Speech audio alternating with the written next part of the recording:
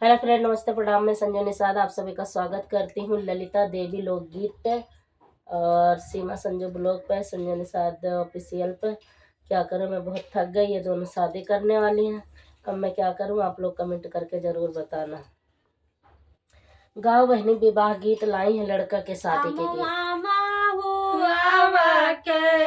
शीतल छाहिया हो निमिया के पतिया गंभीर अम्मा हुआ के शीतल छाहिया हो निमिया के पतिया गंभीर वही तरह सोमाई दुल्हे कमाले रामा लगी गई करुआ के नींद हो वही तरह सोमाई दुल्हे कमाले रामा लगी गए करुआ के नींद हो बैठी जगा मैं उन करे बाबा कावाने रामा उठनाती भाई भी सार हो बैठी जगा मैं उन करे बाबा कावाने रामा